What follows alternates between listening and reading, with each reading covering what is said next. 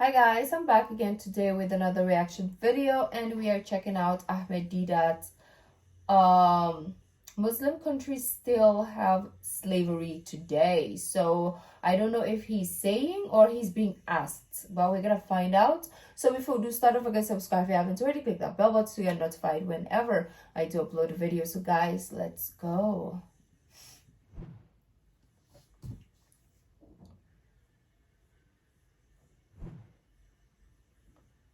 Yes, my sister. When you say the Muslims are the least racist in the world, I just ask a comment about first of all, the Muslim slave trade was very much active. And also, one of the countries in Africa, I think it's Mauritania, Yes. that is a Muslim-led country where the slave trade is actually active today. So how do you reconcile that? Yes. Now, we said, look, with regards to the slave trade, the Arabs, they were a seafaring nation. They went out to do business, and maybe they were also involved in this quick money, easy money. But those slaves that they carried, if they ever took them to Arabia, you can't find a single slave community in the Arab world. But you see, this Gaddafi of Libya, when you look at him, he's African. Maybe his great-grandfather was a slave. Nasser of Egypt, when you look at him, he looks like an African. Maybe his great-grandfathers were slaves, but that slavery does not remain in the mind of the Arab that, look, you come from a slave community, your great-grandfather was a slave, so they're all absorbed. But it goes to the credit of the Christians. They took across the Atlantic 25 million Negroes. Christians took them there, not the Arabs. And there are still a landmark there. There are 40 million Negroes there, children of the slaves, and in the Caribbean. This is to the credit of the Christians. So, you say, look, we're not going to start pointing finger at the Muslims. Might have done it, yes. In the name of religion, people have done it. We went to war, First World War, Second World War. In the name of peace, we went to war. Hitler, what he did? I have no right to point a finger at you and say, look, this is Christianity. Oh, America, there are 25 million sodomites in America at the moment, who you call gays. 25 million. Now, I'm going to say, look, this is your Christianity. No, I have no right to do that.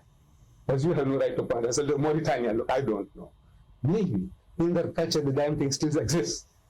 But Islam is the foremost. Any excuse, free the slave, any excuse, the Quran lays out for any little mistake you make, is a free the slave. As an expiation for your sin, free the slave. The Bible, there is not one word in the word of Jesus Christ that he ever said free the slave. Muhammad said free the slave. He freed the slaves. He himself freed the slaves. How? Yes, my son. Mr. Deedat, Muhammad was, of course, merchant, so he was involved in the slave trade at that time. Can you think of examples where he freed slaves? Because I do know this, the Christians did free the slaves. In fact, the Negroes in America had the highest standards of living of any black people in the world, and the highest standard of education of anywhere in the world. The Christians, to their credit, did end the slave trade, starting in Britain, spreading throughout in America before the Civil War, generally. Ahead of the Muslims ending slavery in their countries, as far as my understanding of history goes. Right. With regards to the Prophet Muhammad, at the age of 12, he went out with a caravan journey with his uncle. Then we read again at the age of 25, as an agent for a lady called Khadija, a widow, he went out to do business. Oh yeah, I remember this from our Story of the Prophet series. I think we heard this already. He was no prophet. And he went to deal with business. What did he do business with? He didn't get a slave with him. From Arabia, where did he get the slave from Arabia? He was carrying merchandise to go and sell to the people in Syria and to the Lebanon and these areas. There's only 2 trips are accredited to him. One at the age of 12 and one at the age of 25. And there was no slaves involved.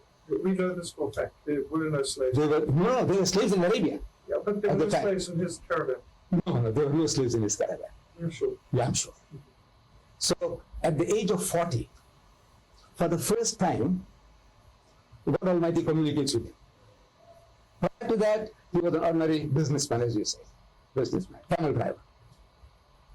Had he died before the age of 40, you would have never heard his name. He was a good man, except that he was a good man among his people according to their standards. That he was a faithful person, a truthful person. And they gave him that credit. They called him As-Sadiq al-Wa'd al-Amin, a person who fulfills his promises and a man of truth. Trustworthy. That's the title they gave him. So had he died, I mean, good people like this exist in all parts of the world at all times. You would never have heard about Muhammad. But at the age of 40, he is in a cave some 3 miles north of the city of Mecca, and he sees a vision. And in that vision, the archangel comes and commands him in his mother tongue, in his Arabic language. Iqra, which means read. And Muhammad, being unlearned, naturally he responds, he's terrified, because he was not bargaining for this sort of experience. But he was planning for a graduation ceremony, and it's now taking place. So with happiness, we go along to put the cap on and the gown on. So no, there was no such preparation. This angel terrifies him, and in trepidation he cries out, he says, Ma ana biqari'in. He said, I'm not learned. So the angel of God commands him a second time, Iqra, read. And again Muhammad says, Ma ana biqari. He said, I'm not learned.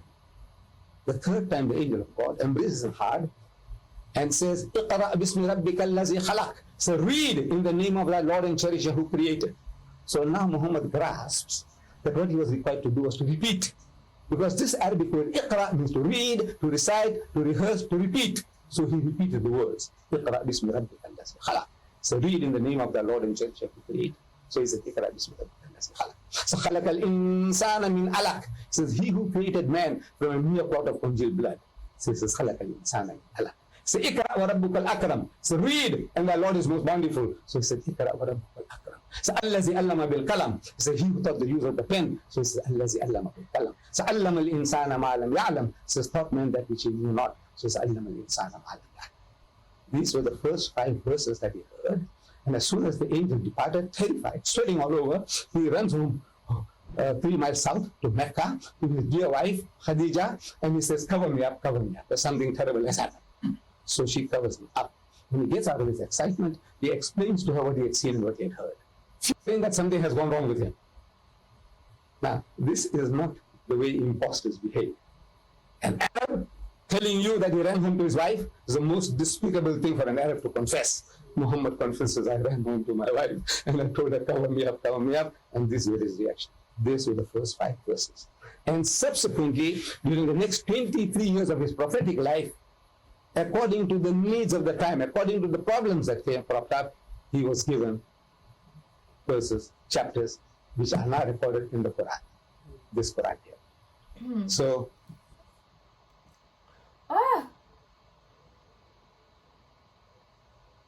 we didn't get to the point though. What? It's over and there's like extra minutes doing nothing.